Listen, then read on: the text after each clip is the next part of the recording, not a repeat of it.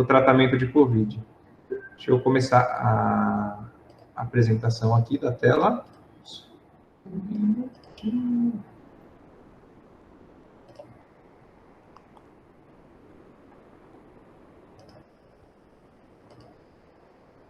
Eu gosto de ter o feedback de vídeo, então só para eu apresentar a tela e já volto com vocês.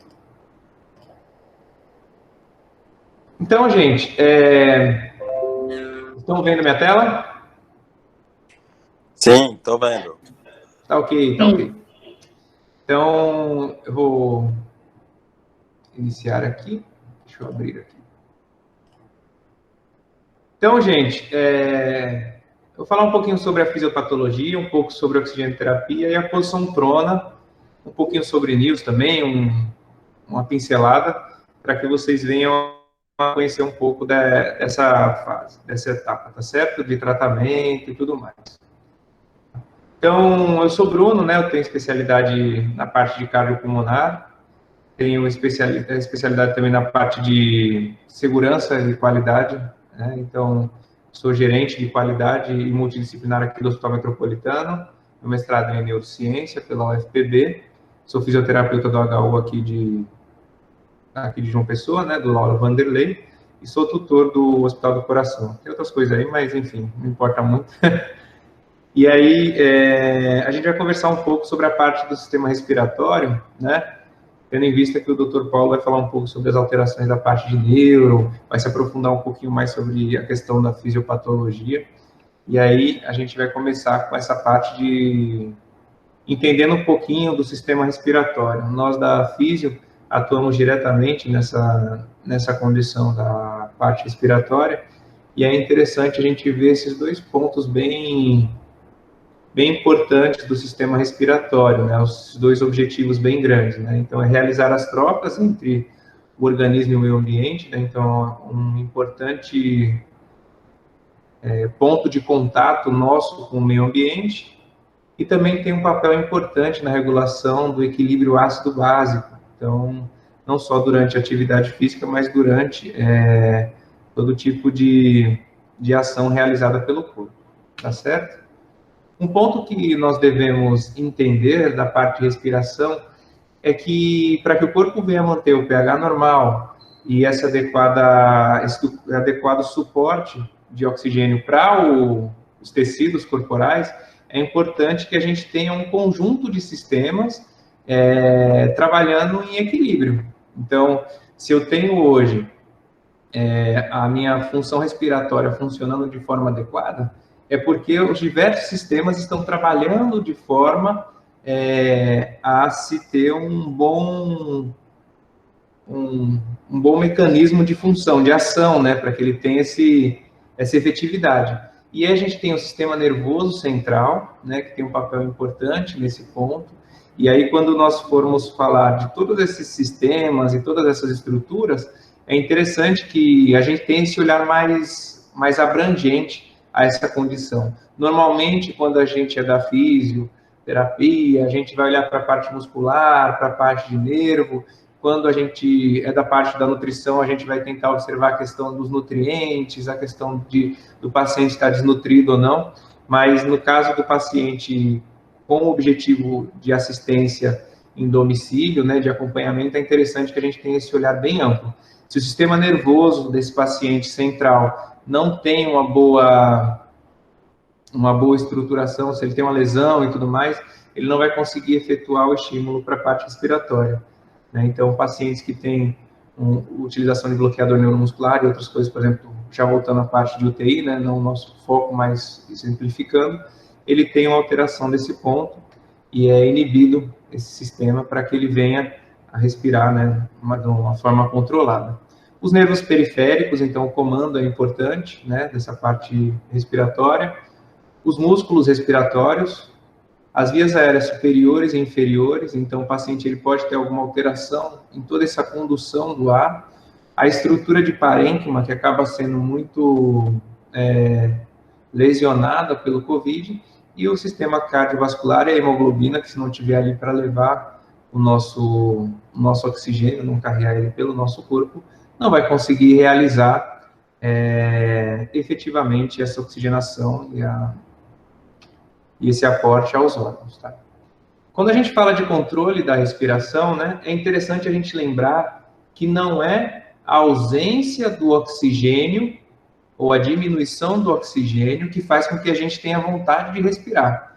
Na verdade, o que faz é a elevação do CO2, né? Então, o CO2 elevando, quando a gente eleva a quantidade de CO2 no sangue, é que estimula a nossa parte respiratória e faz com que o nosso centro respiratório tenha a vontade, né, de disparar essa vontade de respirar. Tanto que, se a gente prender a respiração ou estiver nadando por muito tempo, mesmo a gente sabendo que está embaixo d'água que não pode respirar, a gente respira porque o nível do CO2 eleva de forma muito mais rápida do que o oxigênio, que tem essa capacidade de descer. Então, a elevação do CO2 é o que faz com que a gente tenha vontade de respirar. E por que que isso é importante? Porque, às vezes, a gente tem alterações que nós diminuímos a quantidade do CO2 e o paciente reduz a frequência. Então, falando da parte respiratória, se o paciente hiperventilar, ele respirar várias vezes com a quantidade maior de oxigênio, a gente pode ter uma diminuição do CO2 e ele apresentar momentos de apneia, que não necessariamente são apneias voltadas exclusivamente à parte de uma lesão específica, mas pelo fato dele estar hiperventilando, né? Dele estar respirando várias vezes. Então, mostrando um pouquinho da via aérea para vocês, todas essas estruturas, vocês conseguem ver o mouse que eu estou apresentando? As estruturas de via aérea, né, elas são importantes para nós conseguirmos identificar, porque ele pode ter alterações em todo esse percurso. Então, um ponto que pode acontecer, o paciente que ficou muito tempo entubado, ele tem uma estenose de traqueia, que é o quê? A gente tem o tubo orotraqueal, quando o paciente fica entubado, ele é colocado nessa região e é acionado, né, é insuflado uma bolsinha, essa bolsinha se chama cuff. Quando o cuff está insuflado, ele aumenta a pressão na parede da traqueia. Quando ele aumenta a pressão na parede da traqueia, automaticamente ele pode reduzir Pronto, voltando. Como eu aumento a pressão na parede da traqueia, ele começa a ter uma estenose, ele começa a não ter vascularização e a traqueia perde a estrutura rígida dela. Então, alguns pacientes que vão para a residência, às vezes eles podem ter podem apresentar lesões de traqueia, em que às vezes identificado tardiamente, né? Porque normalmente quando você tira o tubo do paciente já se apresenta, mas isso pode apresentar problemas de deglutição e de fonação também. Então, é interessante a gente observar algumas alterações voltadas a essa parte também, quando o paciente fica muito tempo entubado e às vezes a própria cânula de traqueostomia insuflada de uma forma com a pressão maior, aí a gente acaba tendo esse tipo de lesão, tá certo? Então, só explicando um pouquinho para vocês, para lembrar como funciona essa parte de estrutura de parede, né? Então, através da difusão, a gente tem uma passagem do oxigênio para o capilar, através da estrutura da hemoglobina vai ser levado para o sangue. E aí, essa estrutura que nós observamos, essa bolinha bem bonitinha, o COVID acaba alterando. Então, para nós entendermos um pouco o que acontece nessa parte de estrutura pulmonar, quando lesionada, a gente tem que ter em mente que ele funciona mais ou menos dessa forma, o alvéolo. Então, ele tem esse desenho, que é interessante para que conseguimos ter uma noção do que acontece quando o paciente ele tem a infecção instalada, tá ok? Então, a função do pulmão, né, propriamente dito, né, dos pulmões está relacionado ao seu propósito primário de troca de gases, né, e tem duas coisas que acontecem, né? Então, a ventilação, que é o ato mecânico, por isso que chama ventilador mecânico quando ele está, né? Então, o ato mecânico de se movimentar é a ventilação, e a difusão, que é aquela parte de maior concentração para uma área de menor concentração, de oxigênio, tá ok? Mostrando um pouquinho da estrutura para vocês. Ele tem alguns objetivos, como equilíbrio térmico, equilíbrio ácido básico, então o pH da nossa parte é uma das funções mais importantes, né, também do pulmão, além da parte respiratória, claro. Então, alguns tipos de enzimas e a parte de fonação. E aí, mostrando o alvéolo na parte microscópica, muito semelhante à imagem que já havia referenciado para vocês, mostrado para vocês.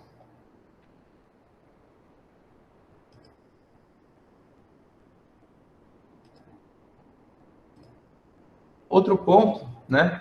E aí a gente falando de estrutura muscular, eu gostaria que vocês lembrassem das aulas de anatomia.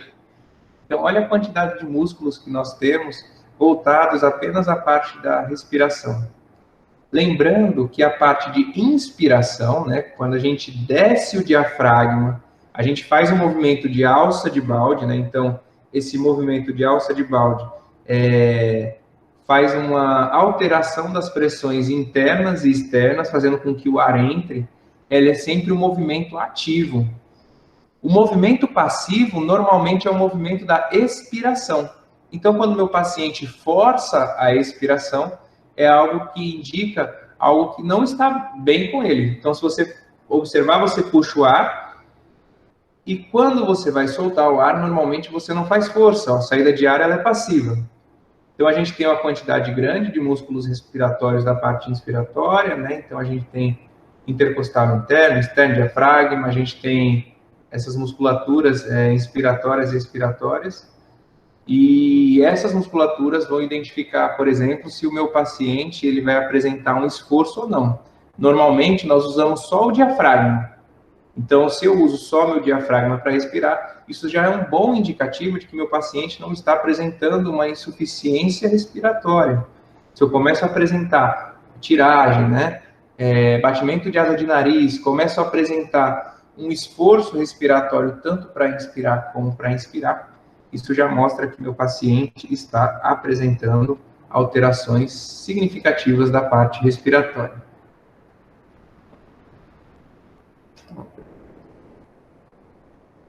Ilustrando um pouquinho mais a parte respiratória, né, a parte inspiratória para vocês, e falando sobre o movimento de alça de balde, que eu mencionei anteriormente.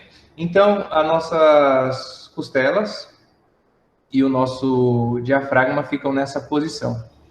Quando eu inspiro, ele se direciona para baixo e o movimento que eu falei com o movimento de alça de balde faz com que ele aumente a sua área interna, fazendo com que o ar entre. Posteriormente, a nossa expiração, o movimento ele é contrário, fazendo com que o ar tenha que ele saia, tá ok? Então, explicando um pouquinho para vocês sobre a nossa parte respiratória, essa quantidade de capacidade pulmonar. Então, esse volume residual é um volume que a gente não consegue tirar do nosso pulmão, tá certo? Ele é o que fica lá por mais que eu faça força para expirar. O volume de reserva expiratório é quando eu forço a minha expiração. Se eu forço a minha expiração, automaticamente, quando eu for inspirar, eu vou entrar mais ar. Então, eu estou respirando aqui normal, fiz um processo inspiratório maior, respirei normalmente no meu volume corrente. Quando eu expirei, quando eu for puxar o ar novamente, a quantidade de ar que entra é uma quantidade maior. Então, eu consigo identificar. O volume corrente é a frequência normal que eu tenho durante o meu processo de respiração basal, tá? O volume de reserva inspiratório é quando eu puxo o ar a mais. Então, quando eu faço aquela puxada um pouquinho maior de ar, que entra um volume maior, então isso é considerado um volume de reserva inspiratório. Quando eu faço uma expiração forçada, eu utilizo o meu volume de reserva expiratório, tá ok? Eu posso associar os dois? Posso associar os dois, principalmente quando eu estou com alteração respiratória significativa. Então, eu forço e puxo muito ar para que a gente venha a ter uma quantidade maior de ar. Então, a capacidade funcional residual é volume de reserva expiratório mais volume residual. A capacidade inspiratória está relacionada o meu volume corrente mais o meu volume de reserva inspiratório, a capacidade vital é todo o ar que entra e o que não, excluindo o volume residual, que é o que não sai, e a minha capacidade pulmonar total é todos os valores mencionados. No paciente que tem DPOC ou que tem uma alteração de fibrose, o que acontece com o paciente? Eu começo a ter uma alteração nestes volumes. Então, estes volumes começam a apresentar alterações. Eu posso aumentar, por exemplo, o meu volume residual e diminuir, por exemplo, o meu volume corrente. O paciente com DPOC, a gente pode apresentar essa característica, né? Eu não consigo, pela capacidade de perda elástica desse paciente, eu posso ter uma diminuição dessa contratibilidade, né, dessa diminuição de volume, porque ele perdeu a estrutura elástica do pulmão. Então, ele acaba com a perda do parênquima, tendo áreas de menor troca, aumentando o CO2 e aumentando esse espaço morto interno. Tá ok? E aí nós vamos para entender um pouquinho como é que age, né, o nosso coronavírus. Como o Dr. Paulo vai falar um pouquinho sobre isso posteriormente, eu vou entrar para a fase propriamente dita de estrutura, só lembrando que essa primeira parte iniciou, né, na China. Nós tivemos 6 identificações, mas dois estágios foram bem importantes, né? Então, em 2002 apareceu na China, né? E se espalhou pelo mundo em alguns meses. Foi rápido, foi contido, mas foi o primeiro contato. E o segundo contato foi na síndrome respiratória do Oriente Médio, né, do MERS. E é uma doença respiratória que é contagiosa, às vezes fatal, e foi uma segunda etapa. E a partir daí começou a se entender um pouquinho mais sobre o vírus, mas não nas proporções que o Covid atingiu. Então, quando a gente mostra essa imagem, só mostrando o mecanismo celular, e esse mecanismo celular, ele apresenta um pouco sobre como o coronavírus, né, ele se acopla à célula, né? Então, já é conhecido a similaridade dele sobre a enzima conversora de angiotensina 2, o qual, quando ele se liga, não apenas ele tem uma condição de entrar na célula, mas também de inibir essa enzima. Então, isso é uma das coisas que ele faz. Ele, às vezes, pode entrar numa enzima solúvel, né, e aí produzir o anticorpo, ou então ser destruído antes de agir de forma nociva no corpo. Entretanto, é um ciclo, essa parte do vírus. Mais uma vez, nós mostramos o receptor da enzima conversora de angiotensina, qual se acopla o vírus, tá certo? E aí, mostrando a vocês a questão desses receptores, que tem afinidade por algumas estruturas, né? Então, onde nós temos o ECA2, né? Então, nós temos nessa função respiratória na parte pulmonar, nós encontramos na parte renal, no intestino, no coração, no cérebro. Então, são encontrados nesses órgãos. E aí, nós temos em abundância na célula pulmonar, e uma condição ruim, né, uma apresentação ruim, é porque nosso ambiente, né, nossa condição pulmonar é o nosso meio de maior contato externo do nosso corpo. Então, a parte interna do nosso corpo, o maior contato com a parte externa é a parte pulmonar. E aí nós nos tornamos muito vulneráveis a essa condição.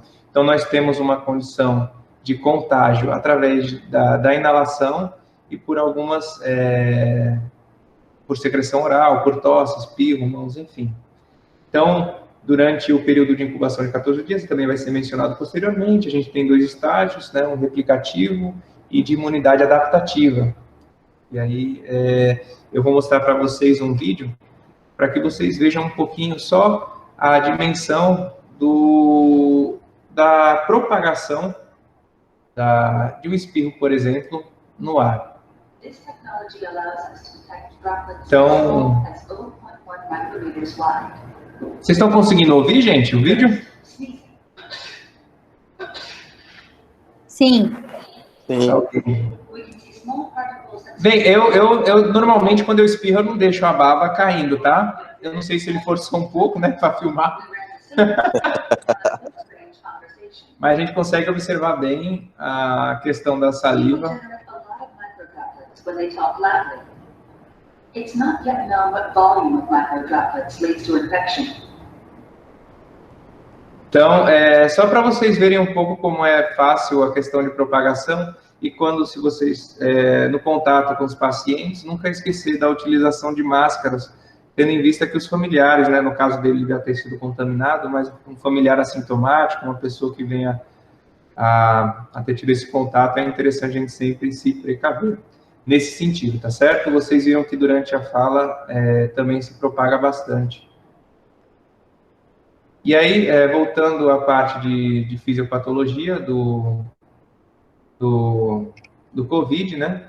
Então, essa apresentação ficou bem clara, mas é só importante a gente salientar que cada vírus pode criar entre 10 mil e 100 mil cópias quando entra na célula. Então, por isso, às vezes, ele se torna tão devastador. Quando a gente fala desse processo realizado pelo COVID, né, nós temos que lembrar que quando ele age em cima da célula, ele vai iniciar um processo inflamatório exudativo. E aí todas as características do processo inflamatório a gente vai começar a apresentar. E aí ele começa a ter uma permeabilidade maior, a gente começa a ter uma quantidade de líquido no terceiro espaço, aí você já começa a associar assim, poxa vida, eu tenho mais líquido no lugar onde não é para estar, né? Então eu tenho uma quantidade maior de líquido no pulmão. Eu tenho um processo inflamatório, o qual a gente tem uma vasodilatação em alguns momentos, né? Tem uma diminuição da quantidade de pressão arterial e a gente começa a ter o quê?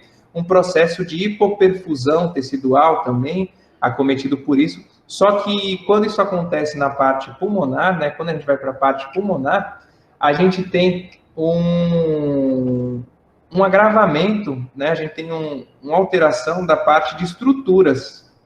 Então, eu tenho um aumento da quantidade de líquido no pulmão, automaticamente eu tenho um processo inflamatório que se inicia, e aí esse paciente, ele começa a realizar, por exemplo, uma ventilação mecânica, no caso do paciente que já saiu do hospital, que foi realizada uma ventilação mecânica nele, e aí eu coloco vocês a se pensar um pouquinho. Eu já tenho um processo inflamatório presente. Se esse paciente não foi bem ventilado no seu início, não foi tomado as precauções de ventilar com 5 ml de quilograma peso, ou 6 ml, perdão, de quilograma peso, não foi calculado o volume corrente ideal desse paciente pelo peso predito, né? O peso predito é aquele peso que ele deveria ter, não o peso que ele tem, tendo em vista que o pulmão não muda de tamanho conforme a sua condição de peso físico. Então, esse peso predito é o peso que ele tem pela altura. Se não foram feitos esses cálculos, esse paciente tem uma tendência a lesionar, porque o que a pessoa pensa lá? Poxa vida, esse paciente não está ventilando bem, eu vou aumentar a pressão,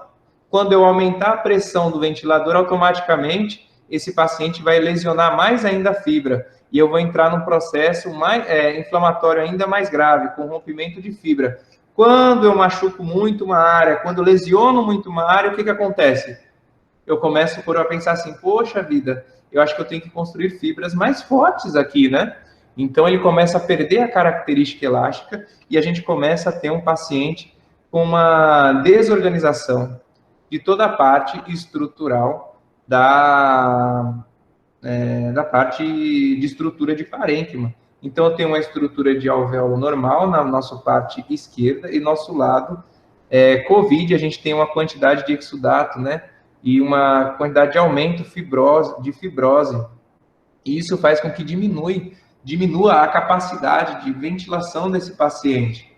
Então, a gente começa a ter focos de fibrina intraalveolar em toda a parte de estrutura, coisa que a gente não observa no paciente normal. Então, se eu tenho uma estrutura aqui que já era ruim pela patologia, ela começa a ficar pior, às vezes, pela assistência que se tem no início. E isso foi o que aconteceu bastante, né? Aconteceu muito no início do COVID, a questão da condução, né? Das equipes estarem treinadas e muitos pacientes saíram com lesão desse processo de internação. Tá? Muito se falou, né,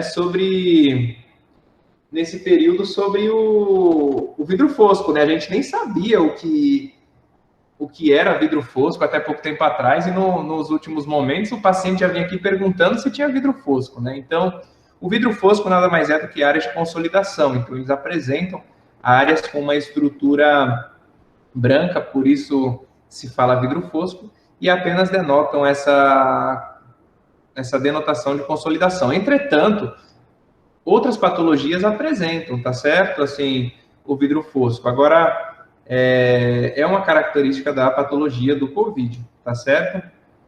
Então, é importante a gente saber sobre isso. Eu acho que vocês já devem ter se perguntado um pouquinho por que quem não é da fisioterapia, né? Já deve ter se perguntado um pouquinho sobre o porquê que a gente deita o paciente de barriga para baixo, né? Então, por que a gente prona, né? Como e por que pronar esse paciente? Então, poucas terapias se tornaram tão eficazes como a terapia de pronar o paciente associado à oxigênio terapia. E poucas coisas nós vamos ter, né, em casa para conseguir fazer com que esse paciente tenha uma boa resposta. Então, a partir de agora, a partir desse momento, nós vamos entender um pouquinho por que esse paciente vira de barriga para baixo. E vocês podem me perguntar a qualquer momento, eu estou com o chat aberto aqui do lado. Alguma dúvida que vocês tenham com relação à pronação também desse paciente. Eu vou explicar o porquê pronar e eu acho que vocês vão entender o porquê que a gente trabalha com áreas de zona dependente. Então, o nome bonito para a fisioterapia falar sobre a posição prona, né, são áreas de zona dependente. Dependente do quê? Dependente de gravidade, né, e zonas de West, tá certo? Então, a parte inferior, ela vai ter uma maior quantidade de líquido e uma menor quantidade de ventilação. Então, a parte inferior, relacionada à gravidade, ela ventila pior do que a parte superior. Então, a parte superior ventila melhor, a parte inferior ventila de forma não tão boa. Então, em cima ventila, embaixo perfunde. Então, a quantidade de sangue na parte inferior ela é maior do que na parte superior e vice-versa. Só que isso muda conforme nós estamos deitados, tá certo? Então, se eu estou com o paciente deitado, se eu estou com ele deitado de barriga para baixo, se eu estou com ele deitado de decúbito lateral ou não, a gente vai ter uma alteração também nessa parte de ventilação, tá ok? Então, eu estou mostrando para vocês agora o posicionamento, como é que fica a parte pulmonar. Então, além da sobrecarga normal que nós temos da estrutura e uma área que fica brigando quando eu estou deitado de barriga para cima, coração e estrutura de pulmão, o que acontece comigo? Eu fico com toda a minha maior área de troca pressionada. Toda a maior área que eu tenho para respirar está em contato com a cama. E a nossa respiração ela é tridimensional, né? Ela vai para frente, vai para trás, vai para cima, vai para baixo, vai para o outro. Enfim, quando eu coloco meu paciente deitado de barriga para cima, eu tenho uma compressão do meu pulmão. E automaticamente eu não consigo ventilar direito. E se eu tiver líquido, então, alguma coisa exudativa, aí é mais complicado ainda, porque também vai para a parte das costas. E aí, a maior parte do pulmão fica comprometido. Quando eu deito ele de barriga para baixo, em prono, esse paciente tem um apoio da parte cardíaca na questão do gradil costal, na questão do tórax. Eu tenho uma maior liberação dos alvéolos, tá certo? E tenho um comprometimento, digamos assim, menor da estrutura. Quando eu estou com um paciente que tem um pulmão de Sahara, né, um pulmão que é um pulmão um pouco mais rígido, um pulmão com a quantidade maior de líquido, essa região toda, ó, como vocês podem observar que está um pouquinho mais escuro, essa região todinha fica comprimida. Então, a tendência de eu ter áreas de menor troca e de atelectasia, elas ficam predispostas. Aí, quando eu viro ele de barriguinha para baixo, a gente tem um aumento dessa condição de troca. Quando não funciona quando a gente passou muito tempo com esse paciente lesionado e ele já apresentou fibrose e essa estrutura não é tão sensível ao posicionamento. Então, às vezes eu coloco ele deitado e eu não tenho a resposta que eu esperava. Por que eu não tenho a resposta que eu esperava? Porque o paciente já tem a condição de fibrose, ele já tem essa condição voltada a uma estrutura mais rígida. Então, quando eu coloco o paciente, e aí eu falo dos pacientes que estão em casa, né? Às vezes eu coloco o paciente deitado de barriguinha para baixo, ele está em oxigênio, em casa, com cateter normal, eu vou ter às vezes eu não tenho a resposta que eu esperava, porque esse paciente já tem uma lesão extensa pulmonar. Entretanto, na maioria dos pacientes que saem com COVID, sem internação prolongada de UTI, a gente tem uma resposta boa no paciente pronando, tá certo? Paciente com secreção é interessante também. A gente pode fazer a drenagem postural, fazer com que a secreção seja direcionada para onde a gente quer. Fiz a ausculta, verifiquei que tem um lado com secreção, eu posso deixar esse lado que está expandindo menos, virado para cima. Então, não é só o pronar. Se eu tenho secreção do meu lado direito, ou se eu tenho uma diminuição da expansibilidade torácica, se meu tórax ele expande menos do lado direito, eu posso deixar meu paciente deitadinho do lado direito voltado para cima. E olha que interessante, se eu tenho um pulmão que o paciente tem uma predisposição a broncoaspirar, é interessante que eu comece a verificar ele ficar com o lado direito voltado para cima, por exemplo. Por que ficar com o lado direito voltado para cima? Porque a nossa tendência o paciente que teve broncoaspiração, né? Então, normalmente ele tem uma lesão maior do lado direito pela questão de ser mais vertical o principal direito do que o esquerdo.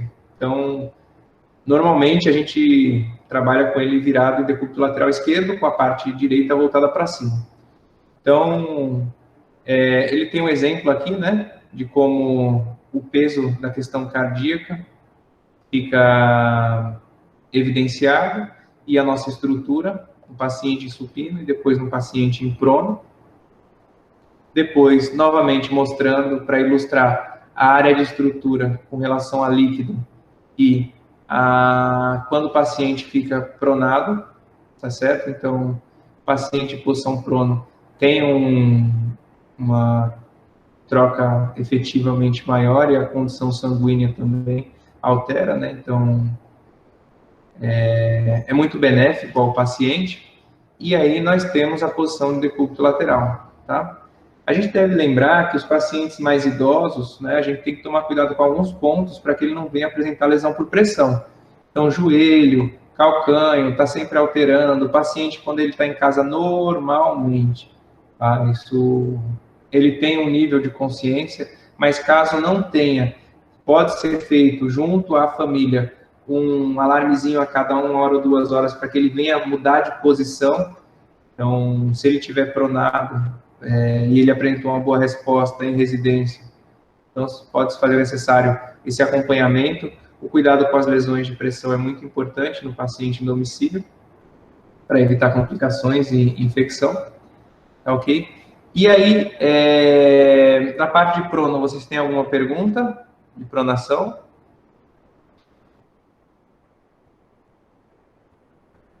Alguma perguntinha sobre pronação? Bem, eu vou continuar, tá certo? Qualquer coisa coloquem do lado e eu vou respondendo. Coloca no chat que eu vou respondendo. Então, a gente vai falar um pouquinho sobre oxigênio-terapia, tá certo? Então, esse paciente, normalmente que for para casa, que for necessitar de oxigênio, nós temos que ter em mente que o oxigênio vai auxiliar essa questão de troca, né? Vai diminuir esse esforço, só que ele vai provocar efeitos deletérios também. Então, a gente vai diminuir a PCO2, como eu mencionei a vocês, a gente vai desidratar as mucosas, diminuir o movimento mucociliar e a gente vai provocar uma lesão de endotélio capilar. E aí, o que eu falo quando eu falo de oxigênio? Eu mostro um cano enferrujado, um portão. Por quê? Porque se o oxigênio faz isso em contato com ferro, né? Imagina o que ele não faz com as estruturas do nosso corpo. Então, a parte de produção de radicais livres e os efeitos deletérios e nocivos do oxigênio devem ser levados em consideração. E o nosso objetivo é que esse paciente saia da oxigênio-terapia. Então, observar isso é muito importante no paciente que está em residência, né? Fazer o acompanhamento da quantidade de oxigênio que ele está utilizando, tá ok? Então, quando tiver no suporte mais uma quantidade menor, a gente deve usar o catéter e com um fluxo mais elevado, as máscaras de reservatório. Dificilmente o paciente vai para casa com esses 2 tipos de suporte. Entretanto, é importante salientar que o paciente que vai com máscara de reservatório para casa, né, que é muito difícil, mas que ele possa ter um declínio e venha a utilizar a máscara, é um paciente que ele necessita de uma atenção muito grande, né? Então, ele está em catéter, mas em qualquer esforço ele apresenta dispneia e pode-se fazer necessária a utilização da máscara de reservatório. É interessante que se tenha contato direto com os fornecedores de oxigênio das prefeituras, caso as prefeituras forneçam esse tipo de oxigênio para o paciente, porque o consumo da residência é muito elevado. Então, trabalhou com um tipo de máscara com fluxos maiores, né, mais elevados, é interessante ter um plano B para esse paciente.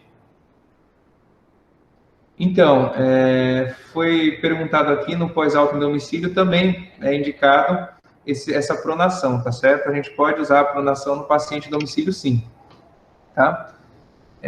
Só respondendo a pergunta da Marina, tá ok? Então, ele pode ser usado a pronação, é interessante porque você altera as estruturas.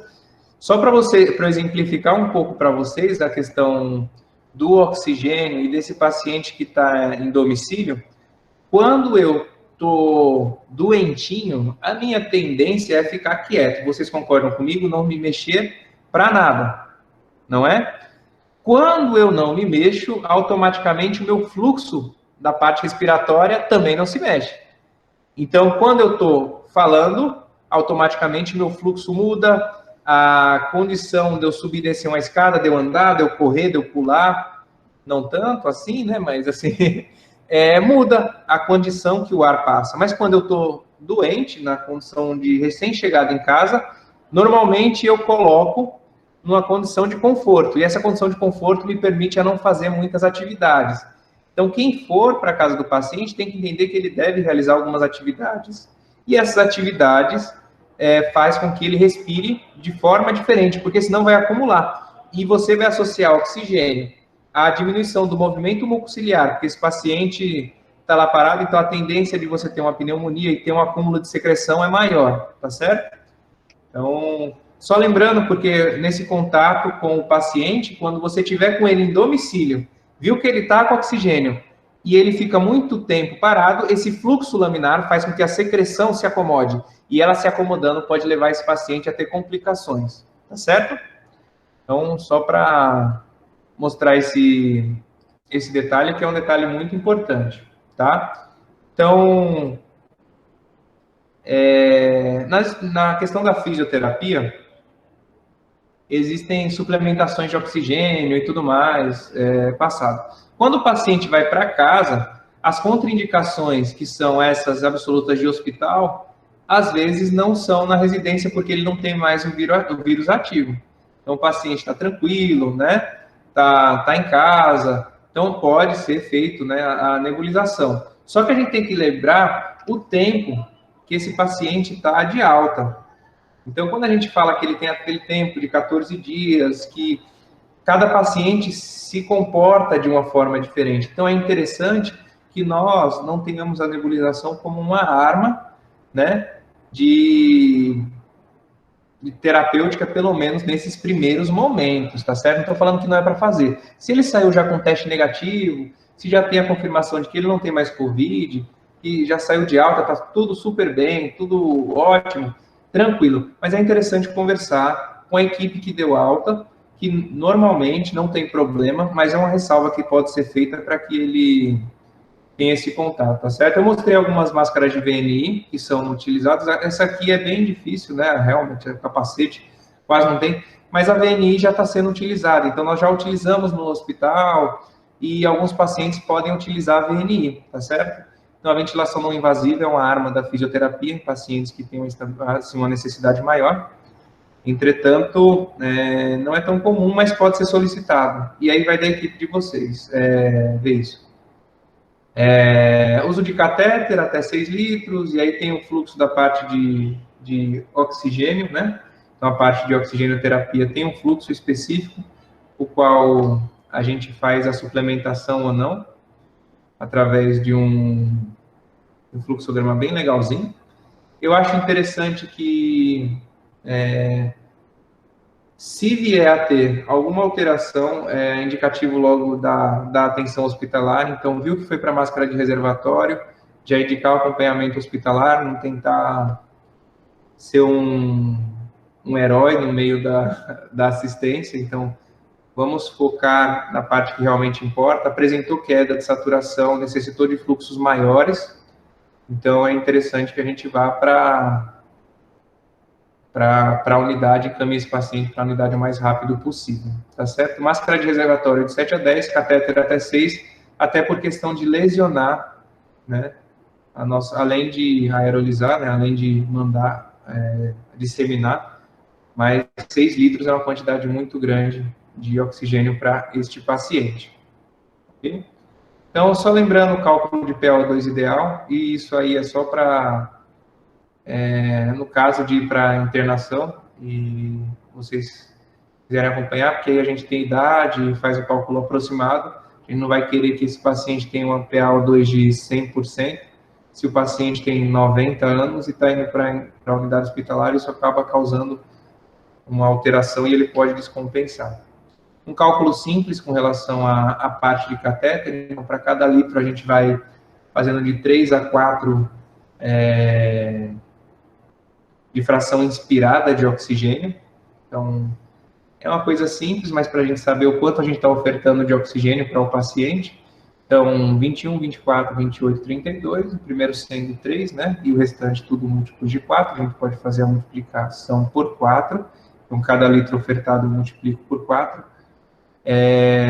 Depende do tamanho do nariz, depende do tipo de catéter, então é um valor aproximado, 3 ou 4 a literatura divide, a gente padronizou 4 no cálculo, mas pode ser, não fará muita diferença, até 5, tá bom? Então, esse é o cálculo de oxigenação, caso vocês levem o paciente para entender o que acontece, é uma relaçãozinha de ventilação, perfusão, assim, então é a PaO2 dividido pela FI, o qual acima de 300 está bom, abaixo de 200 é uma lesão pulmonar significativa. Então, quando a gente fala, olha, esse paciente está com a troca de 200, esse paciente está com a troca de 300, está com a troca de 100, muito ruim. Por quê? Porque ele pega justamente a quantidade de oxigênio que eu estou ofertando aqui, ó, para a quantidade de pressão arterial, né, da pressão de oxigênio, pressão arterial de oxigênio.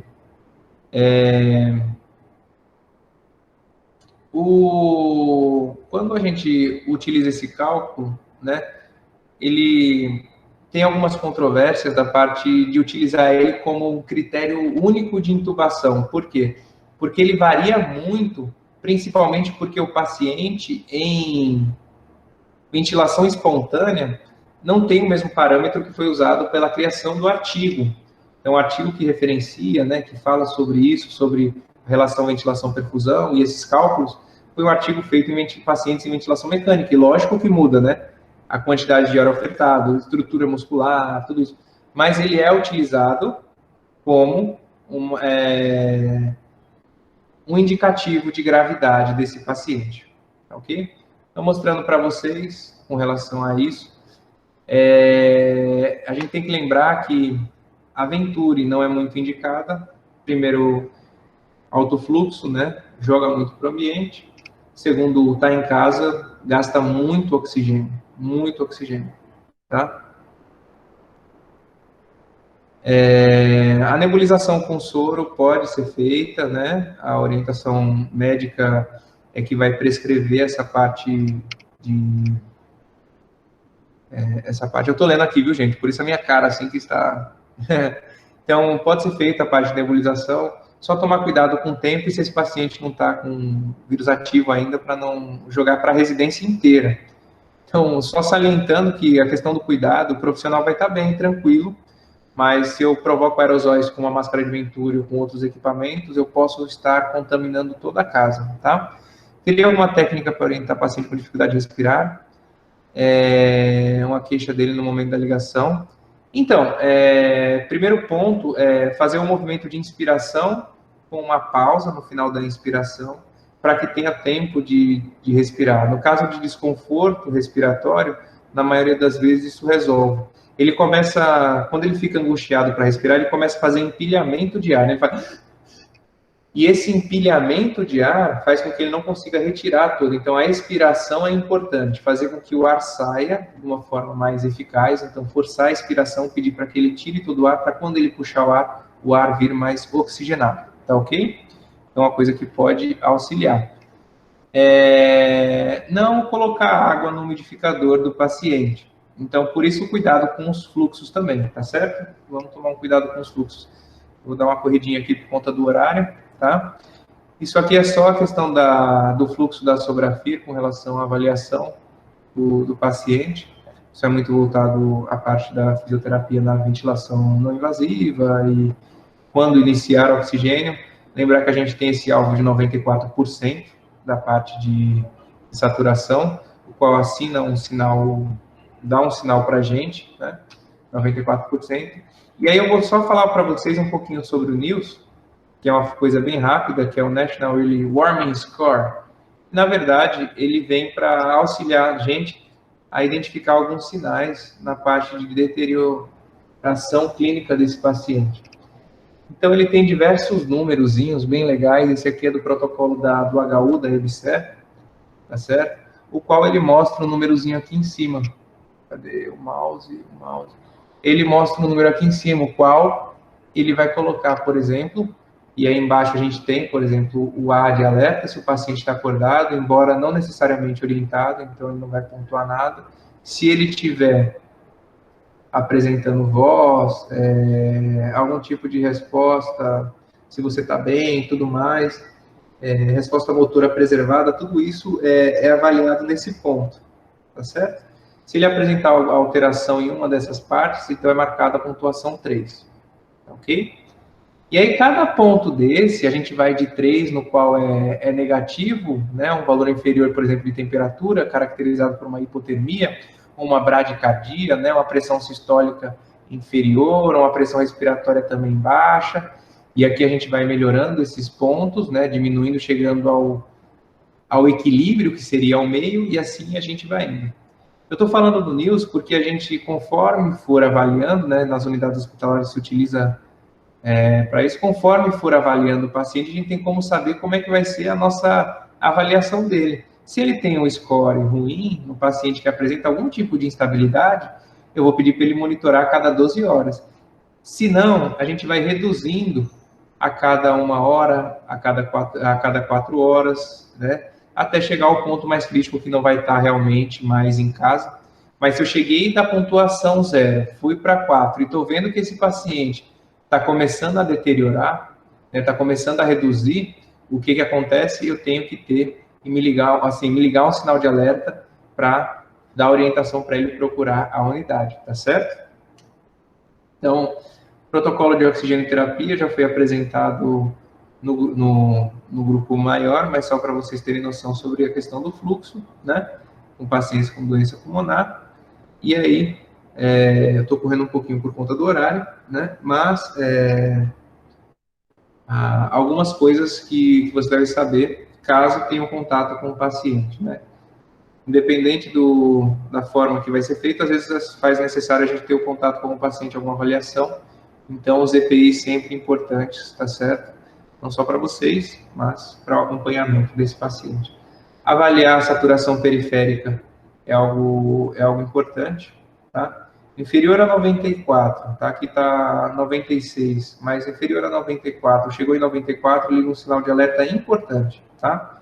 Se for orientação por telefone, 93, 94, começa a preocupar e procurar uma unidade de saúde, tendo em vista que esse paciente é um paciente que teve COVID, ok?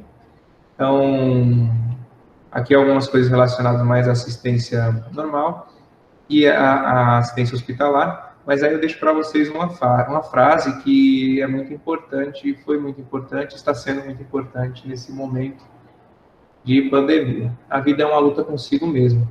Ela é fascinante por existir batalhas, por haver problemas e desafios.